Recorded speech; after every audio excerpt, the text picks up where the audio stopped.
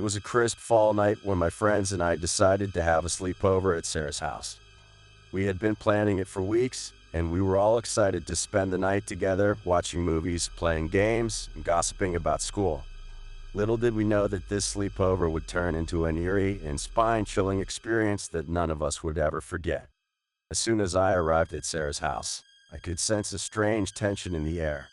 The house seemed unusually quiet, almost as if it was holding its breath, waiting for something to happen. But I shrugged it off as my imagination playing tricks on me and joined my friends in the living room where we started our sleepover activities. We watched a few scary movies, snacked on junk food, and played board games until late into the night.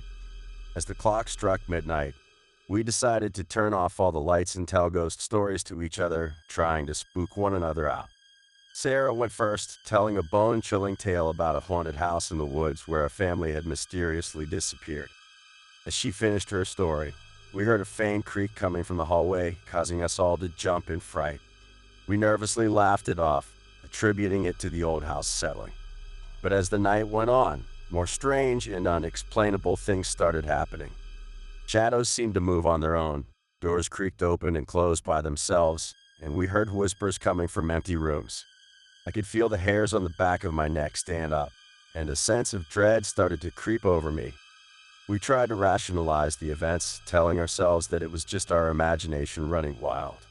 But deep down, we all knew that something was not right in Sarah's house that night. And when we heard a blood-curdling scream coming from the attic, we knew that we were not alone.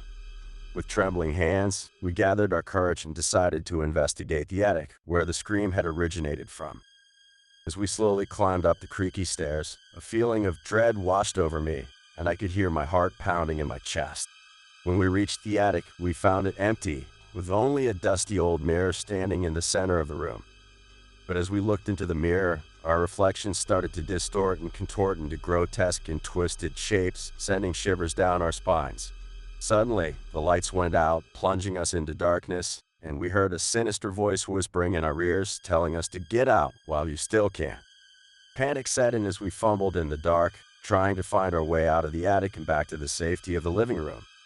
But just as we reached the bottom of the stairs, a figure materialized in front of us, its eyes glowing with an otherworldly light. It was a ghostly apparition, clad in tattered clothes and emitting an aura of pure malevolence. We screamed in terror and ran for the front door, desperately trying to escape the haunted house. As we burst out into the cold night air, we looked back at Sarah's house, only to see a silhouette of a small girl in the attic window. We never spoke of that night again, and our friendship was forever changed by the eerie and chilling experience we had shared. But one thing was certain. We had learned that some things are better left undisturbed, and that some mysteries are best left unsolved.